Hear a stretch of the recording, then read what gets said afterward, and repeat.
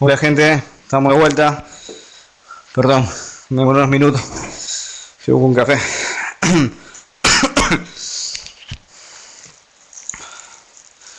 Bien, esperen que pongo a grabar la reunión.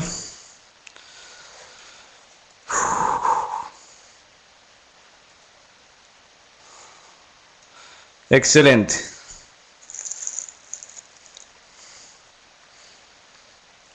Bien. Bien, vamos a comenzar con lo que es el análisis de vibraciones. Me agité. Como introducción, decimos que en la primera etapa de su utilización, el objetivo fue conocer el estado de las máquinas en cuanto a su montaje y desgaste. De esta forma fue posible ir eliminando progresivamente tareas de mantenimiento preventivo luego de los montajes. Paralelamente, se consiguieron bajar notablemente las paradas imprevistas y aumentar la vida útil de los equipos. Con la medición de la variable aceleración, vemos los problemas de alta frecuencia y justamente los sensores actuales, los acelerómetros, han permitido ver 10 veces más que los antiguos sensores de bobina móvil. Ahora son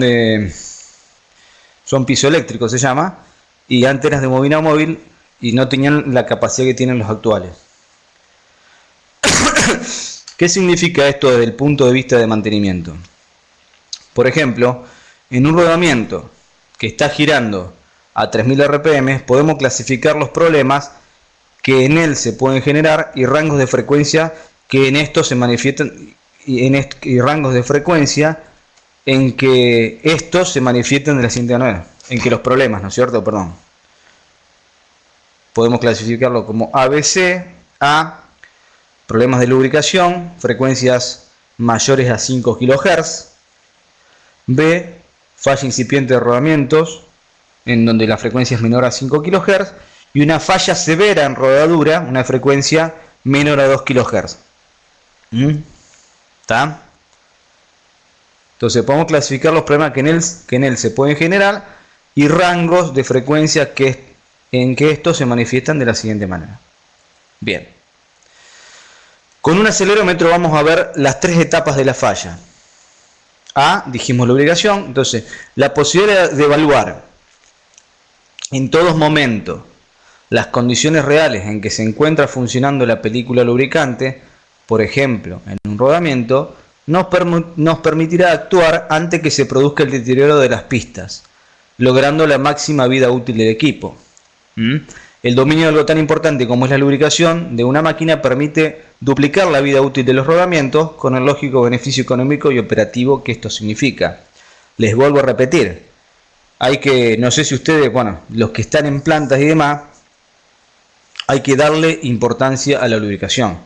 La lubricación es una de las partes más importantes del mantenimiento. Y generalmente, y lo digo por experiencia, el que hace lubricación es como que hace la cosa sucia de mantenimiento, y hay que sacarle esa visión al lubricador, que no es así. Hay que profesionalizarlo, hay que capacitarlo, hay que instruirlo, hay que ayudar a que la lubricación sea una etapa más de inspección.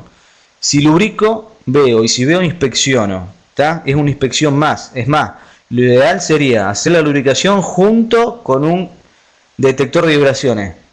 ¿Por qué? Porque yo cuando lubrico se genera un cambio de estado en el rodamiento. Entonces es muy importante darle la importancia que se merece. Hay plantas que tienen departamentos de lubricación. No le digo llegar a eso, pero realmente es muy importante, y en muchos lugares la lubricación se ve como la parte, no se le da importancia. ¿Tá?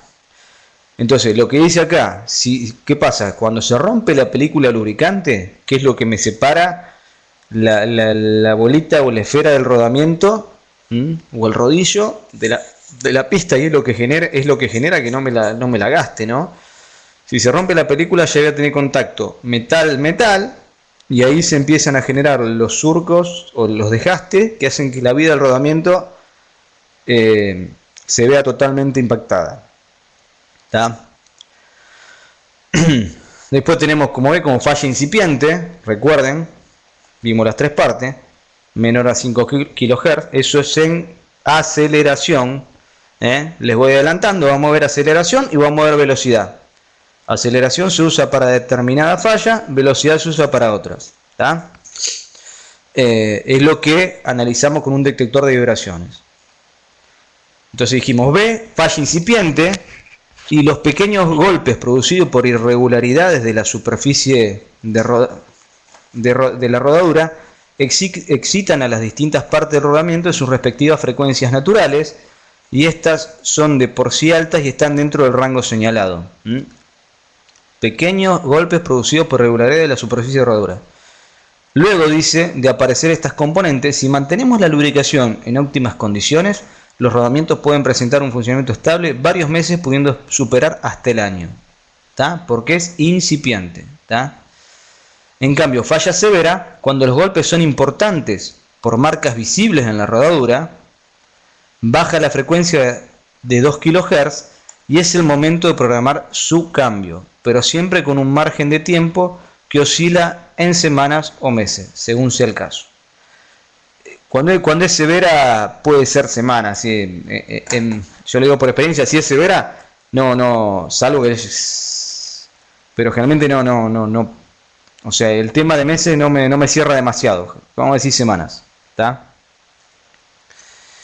Ahora se puede evitar la falla prolongando la vida útil del equipo, supervisando el funcionamiento de la lubricación. En caso de una falla irreversible, los tiempos para programar una reparación han aumentado, logrando optimizar la tarea operativa de mantenimiento.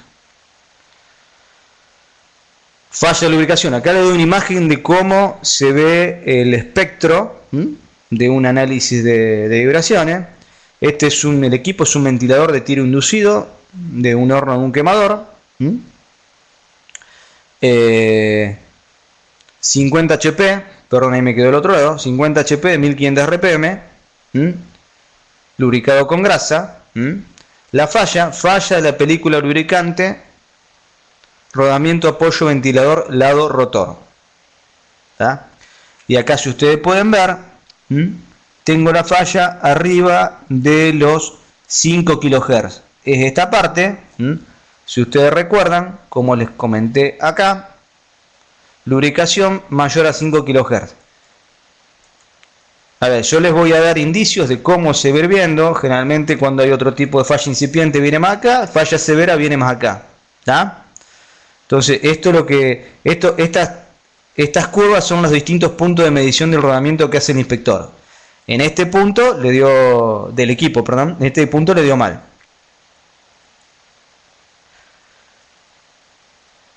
Pero ¿qué pasa? Nosotros estamos viendo que tenemos tres tipos de detecciones con lo que es aceleración: lubricación, incipiente y severa.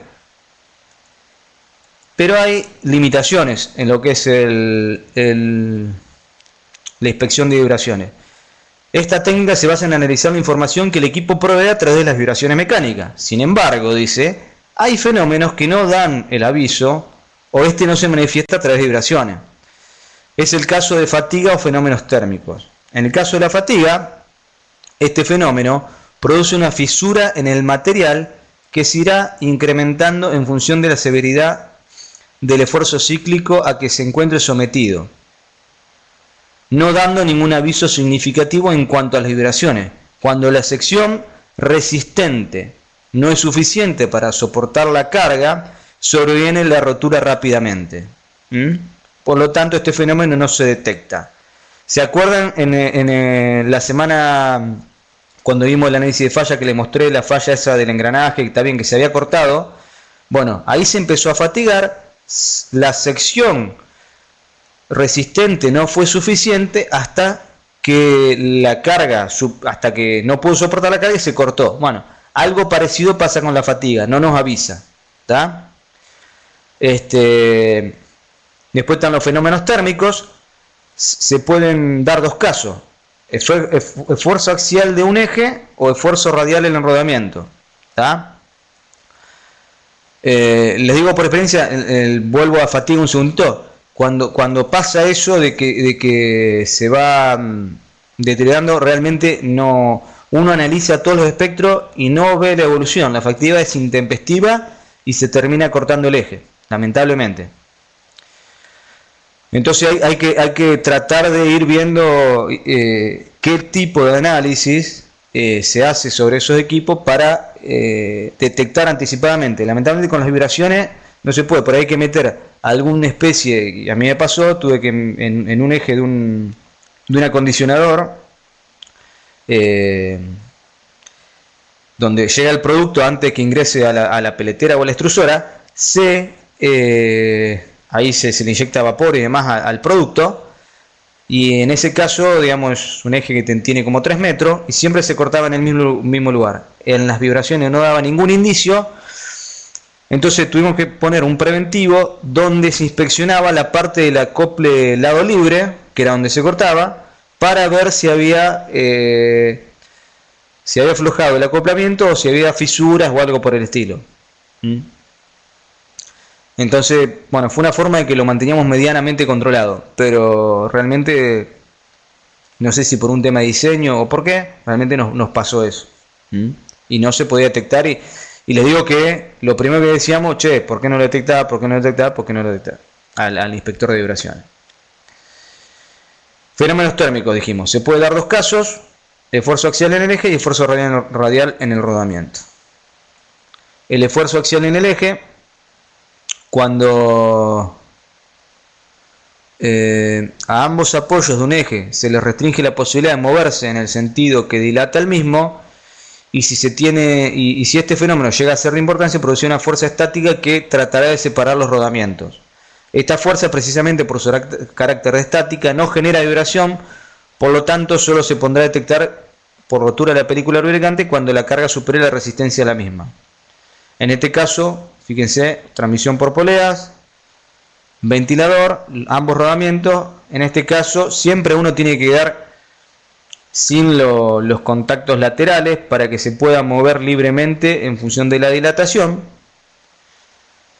Pero si yo no le dejo eso, va a generar un esfuerzo, que ese esfuerzo va a tender a separar la película lubricante y a generar una carga que va a romper la película y a generar el deterioro del rodamiento.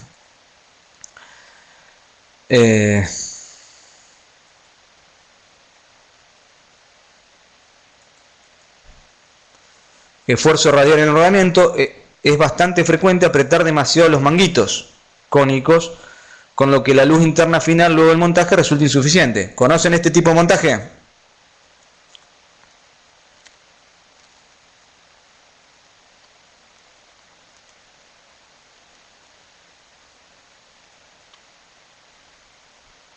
Ok, bueno, vieron que es complicado cuando uno monta con manguito darle el ajuste, darle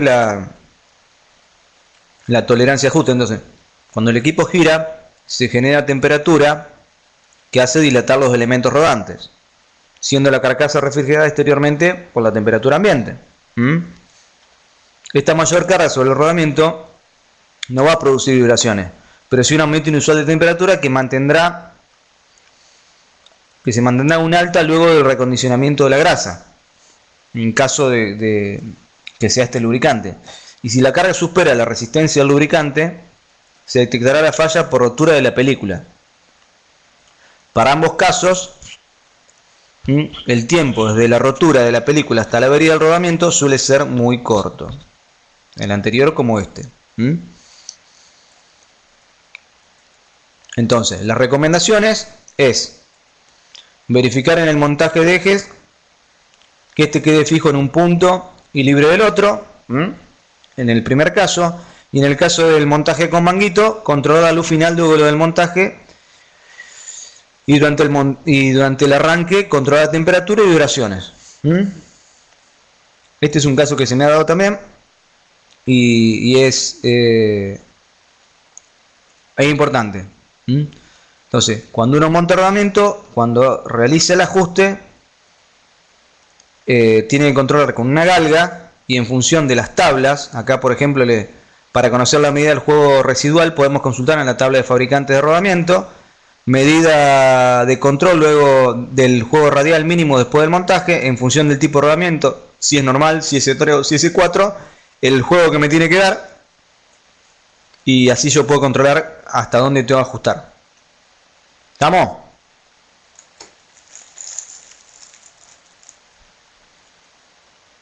Seguimos. La técnica de vibraciones virtualmente elimina las fallas inesperadas y establece el mejor aprovechamiento de la planta. Las principales necesidades de este método son que la condición real de la máquina se debe conocer en todo instante que sea necesario y que cualquier cambio en la condición o desarrollo de una falla debe detectarse con suficiente tiempo. O sea, ¿por qué la condición real tiene que conocerse?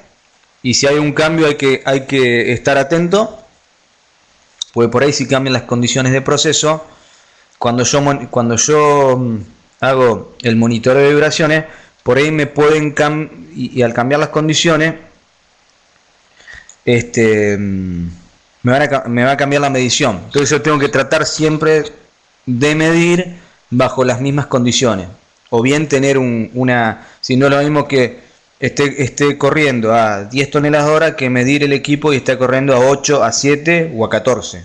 Entonces, en ese caso por ahí me van a variar las condiciones de medición y yo tengo que saberlo. Entonces, debe detectarse un suficiente. Esto es necesario para establecer un programa, o sea, debo detectar la falla para establecer un programa de parada que no perturbe significativamente la producción, informar y preparar al personal de mantenimiento y preparar o almacenar los repuestos y herramientas necesarias. ¿Está? O sea, si yo puedo detectar la falla, puedo hacer estas cosas, puedo anticiparme. Entonces, el término de mantenimiento predictivo se utiliza de dos maneras distintas: para monitoreo de máquinas con frecuencia de control predeterminada, como se hace generalmente, o en otros casos se colocan monitores permanentes con alarmas que por ahí se pueden mandar a un PLC y del PLC a una SCADA, donde me va a tirar alarmas y donde yo puedo tener un control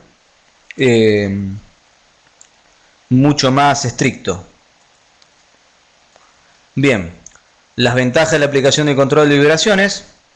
Las ventajas que se obtendrían con una aplicación correcta del programa de mantenimiento predictivo en condiciones adecuadas: incrementa el tiempo medio entre reparaciones, disminuye la probabilidad de una porque incrementa la vida útil, disminuye la probabilidad de una parada inesperada entre reparaciones, aumentando la confiabilidad, evita el reemplazo innecesario de componentes en buen estado, elimina la necesidad de disponer de un excesivo stock de repuestos, y disminuye la duración de la reparación. Y el staff de mantenimiento deberá haber planeado la necesidad de la acción con anticipación. O sea, a ver, esta fotito es para decir, bueno, no tengo más la bomba, me explota la bomba en la mano, ¿no es cierto? Trato de anticiparme y de evitar que esto se deteriore. Algunos parámetros, y ahí se van a aburrir y me van a decir para qué, pero bueno, es para que sepan de dónde sale todo. Denme un segundito. Estamos acá. Bien.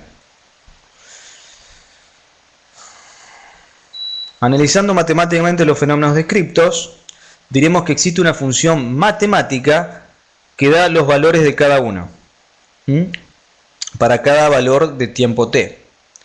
Tomemos el caso del desplazamiento, la función que define x para el tiempo t. Bueno, esto es desplazamiento máximo, frecuencia angular y tiempo. Esta fórmula, donde es una función senoidal, ¿no? Esta función genera para cada valor de tiempo la senoide deducida físicamente.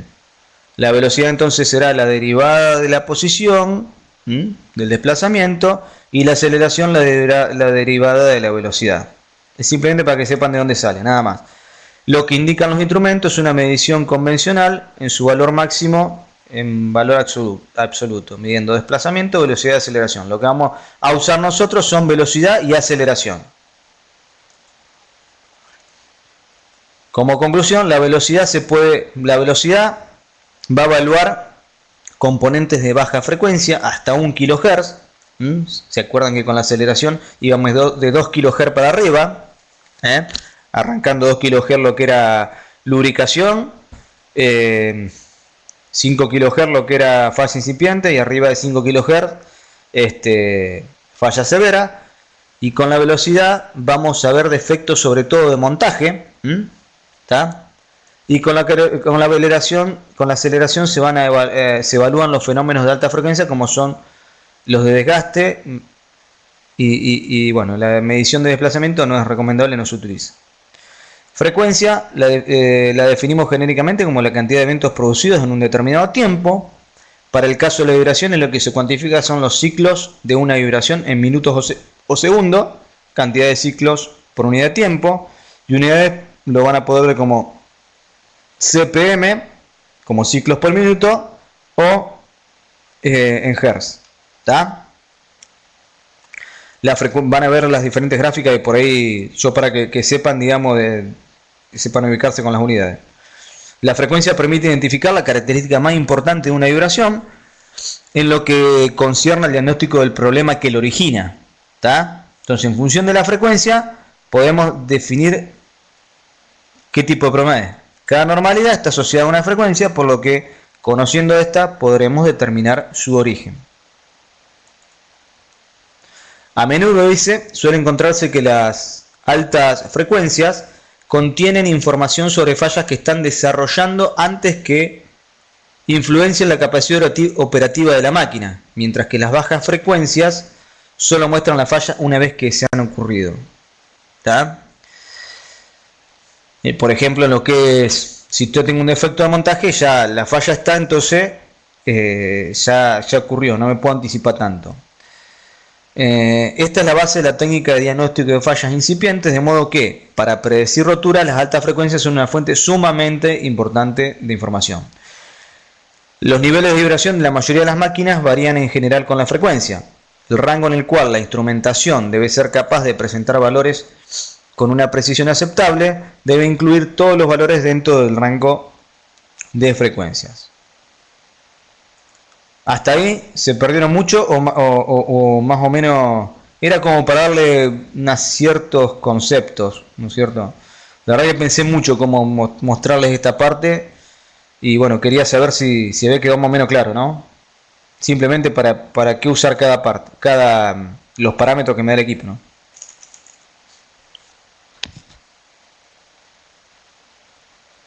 ¿Ah?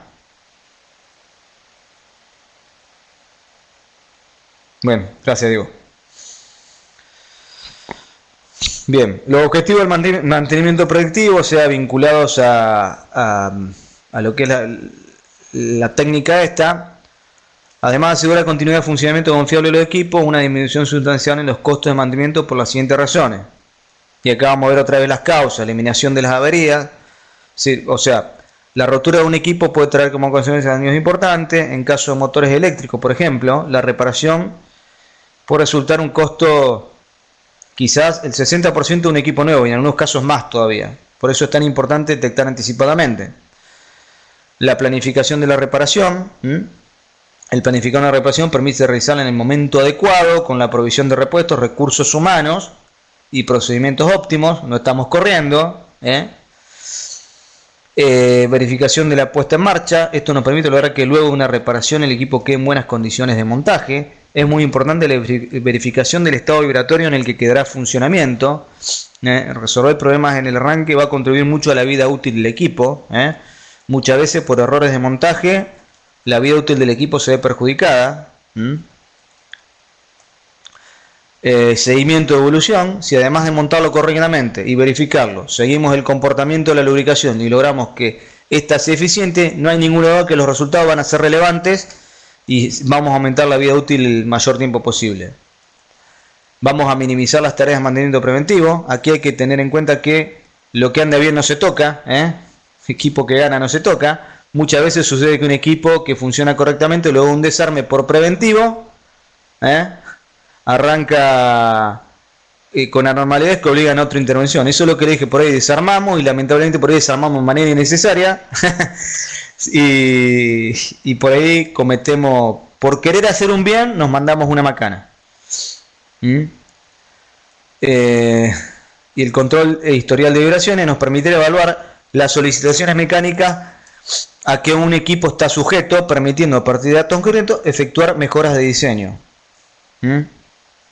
Muchas veces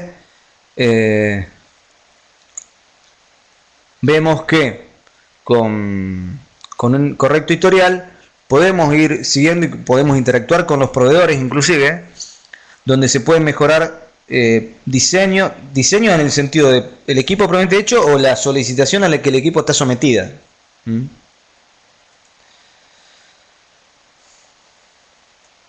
Bien.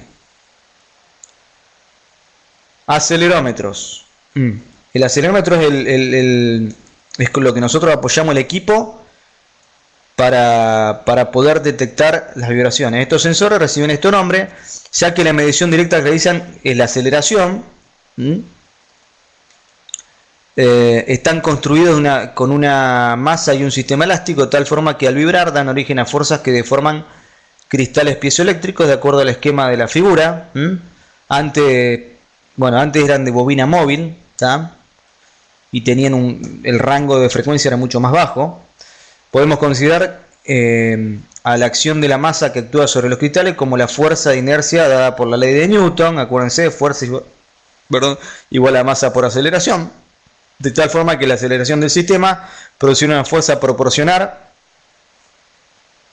a la masa que deformará los cristales produciendo una variación de carga eléctrica. La señal de por sí es de muy baja amplitud y después el instrumento lo traduce a las vibraciones, ¿tá? Bien. Para lo que es la determinación de las vibraciones hay normas internacionales, ¿no? Normas de severidad se llaman, ¿tá? Hay normas, yo les voy a mostrar, está la BDI 2056, que es la norma con la cual nace esto, pero después las diferentes normativas se fueron copiando de esa. Ustedes ven que las normas IRAM se van copiando de las normas de las ISO, de las IEEE, y van copiando, van mutando y van teniendo su numeración en función del país o de la norma internacional, ¿no? Entonces, lo más reconocido que existe en el mundo es la norma BDI 2056, a partir de la cual las otras normas han tomado los mismos criterios. La norma mencionada da valores para 4 grupos de máquinas. Grupo K, máquinas pequeñas hasta 15 kW. Grupo N, máquinas medianas de 15 a 75 kW. De 15 a 75 o hasta 300 con cimentación especial. Máquinas grandes con cimentaciones rígidas y pesadas. Y máquinas grandes con fundaciones siguiendo las reglas de construcción de baja rigidez, como las turbomáquinas. Frecuencia natural del sistema por debajo de las RPM de la máquina. Si vemos, fíjense que es muy viejo esto, ¿no? Fíjense que inclusive acá es de 10 a 1000 Hz, o sea, hasta 1 kHz llega. Esto es la curva de velocidad, y acá los diferentes, esto se da la escala en milímetros por segundo, y acá tenemos el grupo K, el grupo M, el grupo G y el grupo T.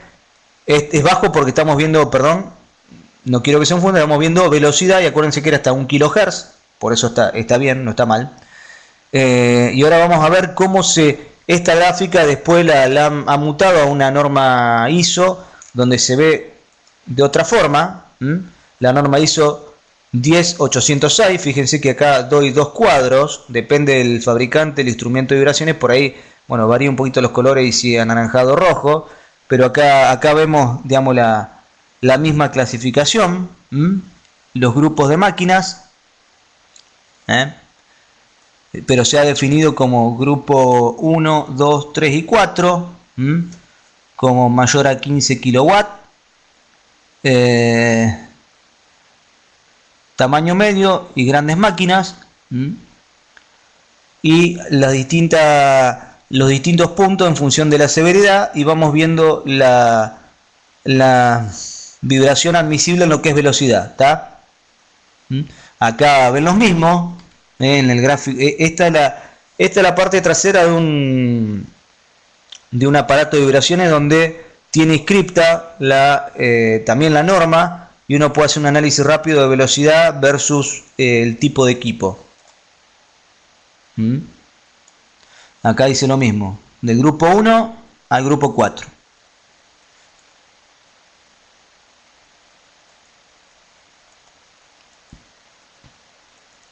¿Hasta ahí vamos bien, gente?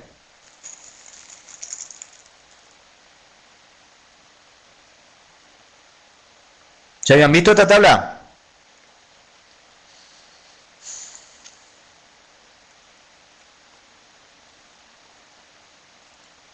Bien. Perfecto. Esta es la gráfica de lo que es ya la aceleración, donde yo puedo, en función de los RPM del equipo, ver los distintos estados. Esa era la gráfica. Perdón, me pasé. Acá, perdón, quería mostrarle acá. Acá tenemos también referencias de aceleración, lo que es la parte trasera del equipo, donde tenemos severidad y la aceleración que nos brinda el instrumento. Donde tenemos desde bueno hasta severo. Y acá también, fíjense que hay tres gráficas, desde bueno, regular y excedido, en función, supónganse un equipo de 3000 RPM, donde excedido ya es en 5G. En cambio acá, bueno sería este equipo en 3000 RPM, sería en no más que 1,4 G. Bien, la forma más natural de analizar un espectro es comparando las frecuencias donde aparecen las amplitudes más significativas con las RPM de la máquina. En la figura se detalla la frecuencia de vibración que usualmente encontramos en cualquier medición en términos de las RPM y cuáles son las posibles causas generalmente referidas a montaje. En este caso esto es en velocidad. Fíjense, cuando tenemos una frecuencia igual a las RPM del equipo, es una causa de desbalanceo. Desbalanceo y otras causas posibles pueden ser cojinetes, engranaje o poleas excéntricas, desalineación o flexión de ejes, correa, resonancia, fuerzas alternativas. En el caso de una frecuencia 2 por las RPM, podemos tener causas probables, partes mecánicas, podemos tener también desalineación, resonancia y fuerzas alternativas. Digamos, parte de esto son bastante similares. 3 por RPM, desalineación, que nos va a dar, puede haber otras causas posibles, partes sueltas. Fíjense esto, causas probables y otras causas posibles, o sea, menor que 1 por RPM,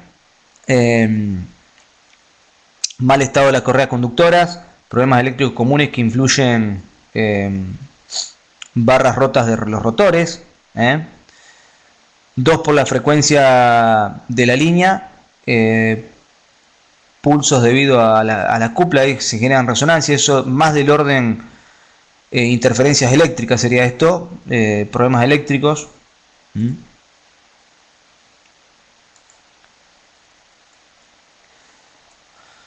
Vamos a ver un ejemplo práctico, un desbalanceo de un rotor de ventilador de un equipo, ventilador centrífugo con mando a correas, rodamientos con grasa, las fallas de balanceo rotor-ventilador y se corrigió in situ. Fíjense que nos está dando una frecuencia, CBP, ciclos por minuto. Acá nos da, fíjense, si nos está dando supera, digamos, los 15 milímetros por segundo. Y si vamos a lo que es, perdón,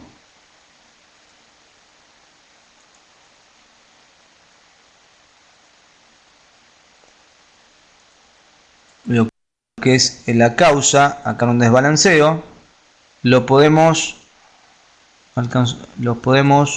ver es una frecuencia muy baja, por eso está en esta parte de la curva, prácticamente en la frecuencia en la frecuencia nominal del equipo. Este es un ejemplo de relevamiento de datos. Fíjense, esto es un equipo, estos son los dos rodamientos, acoplamiento y motor. Fíjense los puntos donde se va midiendo. Este es un ventilador, potencia 50 kW, 1485 RPM. Bueno, dice la criticidad, zona secado, motor Siemens, fabricante, bueno, el código de la máquina. Fíjense acá, bueno, ahí se ve el ventilador, el estado de seguimiento, y acá cómo es el seguimiento en velocidad, vibración radial, axial y de los rodamientos, y cómo va la evolución en función de los meses. Este es un ejemplo nomás de relevamiento que le quería mostrar. Estos puntos tienen que estar debidamente señalados con etiqueta, con una tinta indeleble. Por ahí no sé si ustedes han visto, a ver, lo que yo he visto, usan una tinta indeleble fosforescente roja donde dejan marcado el punto, y donde el inspector ya en el instrumento tiene dibujado el equipo y sabe los puntos que tiene que ir relevando. Un diagnóstico de falla de lubricación o rodamiento. Acá ya estamos viendo lo que es aceleración. Esta falla genera una gran cantidad de componentes que se ubican en el espectro entre los 5 y los 10 kHz. Recuerden que era frecuencias altas. Después, cuando vamos bajando hasta los 2 kHz, pasamos por falla incipiente y por falla severa. Veremos cómo aparece este fenómeno en rodamientos lubricados por aceite y con grasa. Entonces vamos a ver el espectro de la falla de la película lubricante en la parte superior y en la parte inferior luego del cambio del lubricante. Estas componentes van a ser siempre inferiores en lubricación con aceite, donde tienen que estar por debajo de 0,05 G. En cambio, en el caso de lubricación grasa pueden llegar a ser valores un poquito más altos, aunque deben ser los menor posible. Fíjense, esto es lubricación con aceite antes de la falla. Esperen que les voy a dar los datos, si lo van a ver ahí. Un segundito. Antes de la falla tenemos, fíjense que ahí tenemos acá entre 6000 y 10.000 Hz, o sea, entre 6 y 10 kHz. Ahí se nos da la falla. Luego cambio el lubricante y se cambió la condición. Y en el caso de la grasa vamos a percibir lo mismo. Fíjense que acá tengo falla de película lubricante. Acá se me da entre los 4 y los 6 kHz. Y luego el cambio ya desaparece.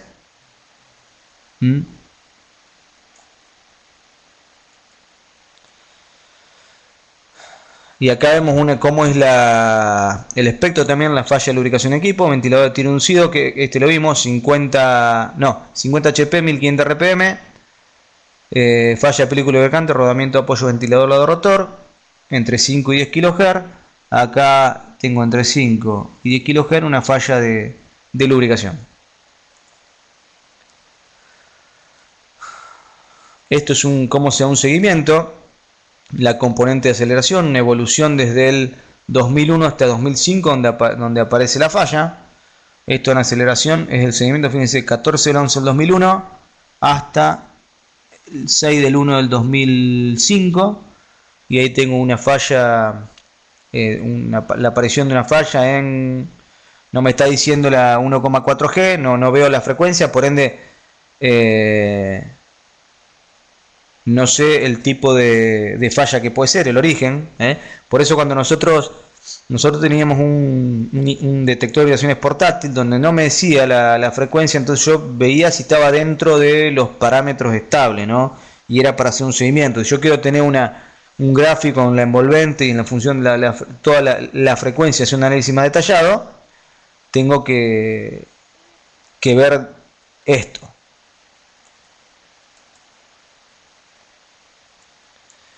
La falla grave de un rodamiento es un equipo, una bomba centrífuga de recirculación de agua. Falla importante falla de rodamiento con evolución rápida. Fíjense que es una importante falla, se da en una frecuencia baja sobre todo. los 2 kHz. Después puedo ver, digamos, hay algunos componentes en más alta frecuencia, pero la más incipiente es esta y está casi en 0,6 G. Acá la misma falla, donde va evolucionando con el tiempo hasta que llega a este punto. Y acá la misma gráfica, donde acá puedo ver a baja frecuencia, donde tengo,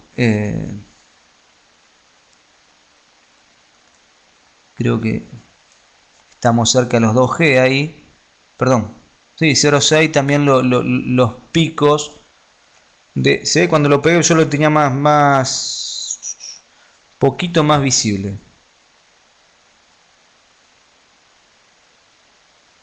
A ver, denme un segundo. Sí, en la... No sé cómo lo ven ustedes, yo lo veo en mi PC lo veo mejor.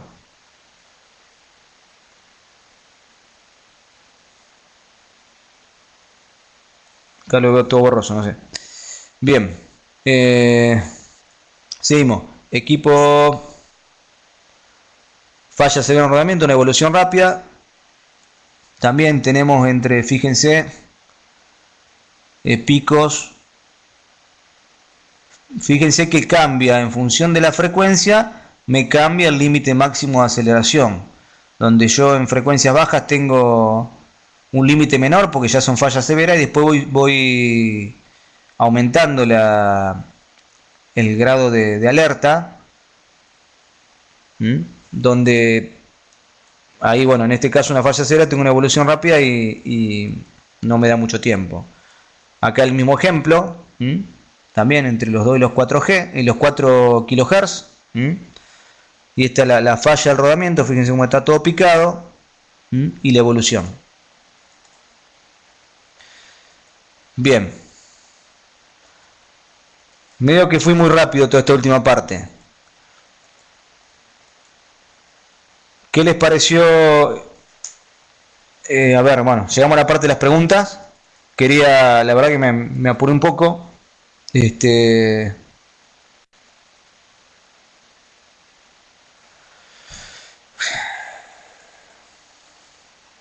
Tenemos un ratito para ir charlando entre nosotros a ver qué les pareció, qué dudas tienen, qué información quieren que les muestre. A lo que esté a mi alcance se los puedo facilitar. No soy experto en vibraciones, pero bueno, lo que pueda llegar a transmitirles se lo voy a transmitir. Y esto es una técnica esta que hay que ir, por eso mismo le digo que la experiencia del tecnólogo que realiza la inspección de vibraciones es fundamental. ¿Quieren que reveamos alguna parte? ¿Que volvamos a algún punto que no haya quedado claro?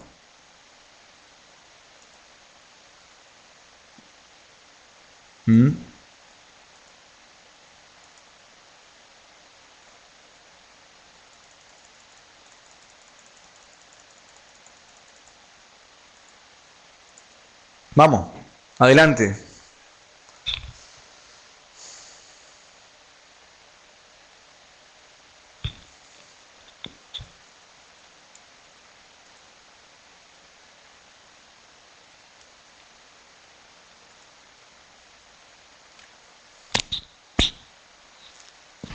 ¿Quieren que repasemos algún punto o tienen alguna duda respecto? No va a haber práctico de esta parte, por ende lo que quieran que veamos, nos quedan 10 minutos, podemos verlo o bueno, si quedó todo claro y no quieren rever nada, estoy abierto a preguntas y a lo que ustedes necesiten.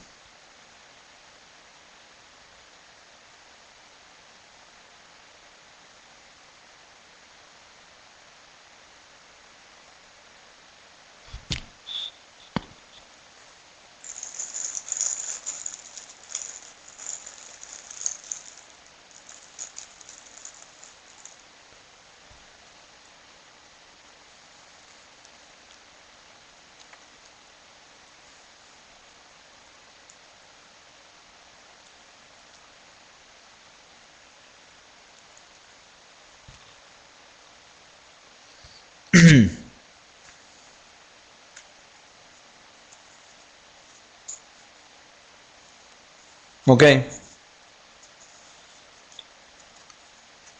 ¿Equipo de vibraciones o qué tipo de vibraciones, Diego, no es cierto?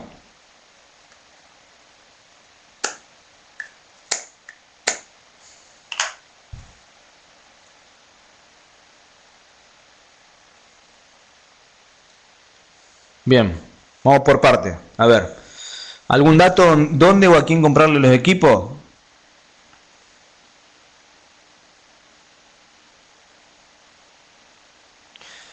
Bien, yo lo que es equipo, a ver, la gente de, yo trabajé mucho tiempo con la gente de CEMAPI. CEMAPI tiene representación en Litoral, en Buenos Aires, en Cuyo, bueno, tiene, lo pueden buscar en la página. Ellos hacen mediciones y a su vez venden equipos y hacen capacitaciones. O sea, realmente hay mucho material de vibraciones. Yo estuve en una capacitación con CEMAPI hace muchos años atrás y realmente no sabía bien cómo resumirlo para mostrarle lo más importante, ¿no es cierto? Porque es un tema muy amplio. Entonces yo quería más o menos que tengan una idea de que aceleración, velocidad, qué mide cada cosa y cuáles son y cómo es la interpretación. No es algo tan sencillo para la interpretación de los espectros y demás. Hay que tener experiencia y hay que manejar la técnica y en lo que es eso. En el resto de las técnicas son pueden comprarle a, no sé, SKF tiene, no creo que sean propios de SKF, pero bueno, si es termografía, FLIR, Testo tiene muchos equipos y son buenos. SKF también, las empresas tercerizadas, máximo por una empresa tercerizada, bueno, CEMAPI es una, SKF también lo hace a lo que es la inspección de vibraciones.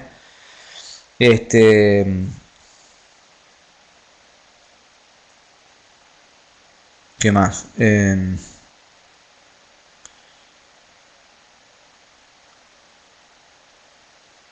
Ajá. Claro, vos Diego estás en Buenos Aires, ¿no es cierto?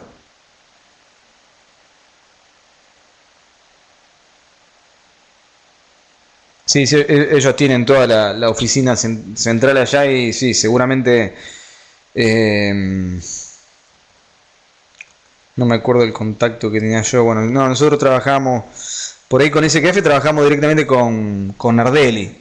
No sé si lo conocés. Nardelli se anda por todo el país. Si no, con algunos acá representantes locales, pero bueno, Nardelli daba cierta. Generalmente SKF te vincula directamente con los distribuidores o el que está ahí cerca. Por ahí tienen, digamos, eh, bueno, alguna respaldo técnico, digamos, propiamente de ese KF. Pero si no, con los distribuidores te pueden dar asesoramiento. Mm.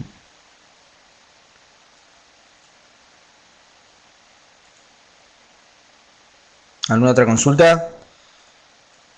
¿Otra información que necesiten? ¿Algo que no haya quedado claro? O capaz que no le quedó nada claro. La verdad que es un tema, la parte predictivo es súper interesante. Es lo que a ver, hay que tener los equipos y hay que usarlos los equipos. Y hay que saber leer la información que dan los equipos. Pues si lo medimos y no usamos esa información que nos entregan, realmente no tiene sentido. Por eso, como les comenté al principio, todo lo que es predictivo nos están dando información certera de que algo está pasando. Por eso por ahí en lugar de cuando tenemos muchos preventivos y predictivos y novedades de los predictivos, che, ¿qué pasa con los predictivos? ¿Qué novedad me trajo? Quizás es preferible dejar de hacer un preventivo, y se los digo así, que agarrar y ver el preventivo. Porque el predictivo me está diciendo, mira, está pasando algo, tenés que atacarlo. Alejandro, ¿la medición de espesores es una técnica de predictivo? Sí, Alejandro, también. Esa medición también es con un... es también con una especie de... No se llama ultrasonido. A ver, estoy pensando, no sé si tengo información de eso. Yo lo hice, bueno, en caldera siempre se hacía, y en cañerías de vapor grande con muchos años de antigüedad también lo hemos practicado para ver en qué condiciones estaban, si estaban deterioradas, gastadas y demás. Y fuimos midiendo espesores en las partes inferiores, digamos, si era por, digamos, si se habían desgastado, digamos, por oxidación, ¿no? Entonces medimos espesores, medimos la soldadura y demás. Eso sí, hay sí, hay un palpador que se coloca, se limpia y se va midiendo. También es importante que lo tengan en cuenta. Es otra forma de, a ver, ¿qué hice yo? Es un predictivo, pues yo medí espesor y dije, no, la cañería está ok. Listo, me dio un documento donde verifiqué todos los puntos de la cañería o de la misma caldera y no necesité intervenirla o cambiarla. Lo voy a agregar. Lo voy a agregar en el curso. Medición de espesores. De espesores. Bien. Gracias, Alejandro, por el recordatorio. Era el inciso número 2, era ese. ¿Alguna otra consulta, gente?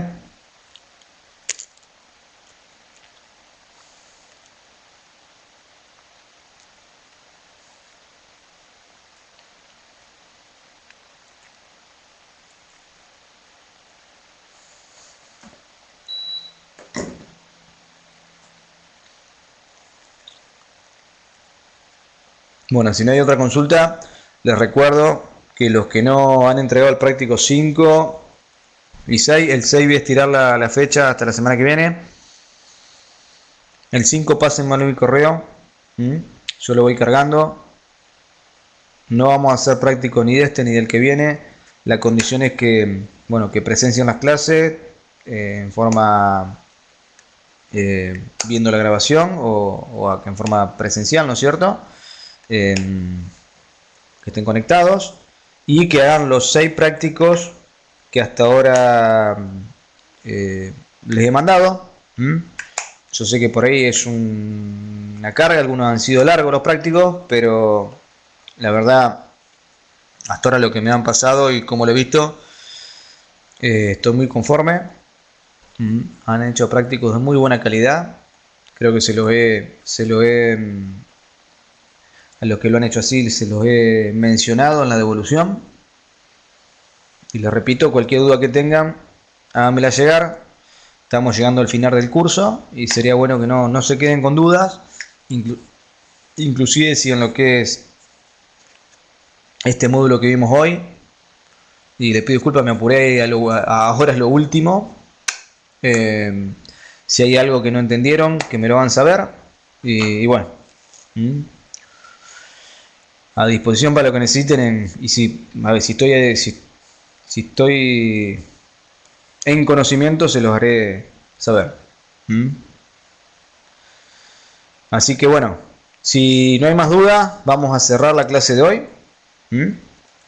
Será hasta la próxima clase, que es el 1 de diciembre y será la última. Vamos a hablar de lo que son las técnicas de mantenimiento avanzada, vamos a hablar de TPM y del sistema de mantenimiento selectivo. Así que bueno, buen fin de semana. Gracias a todos por haber participado. Hasta la próxima. Hasta luego. Buen fin de.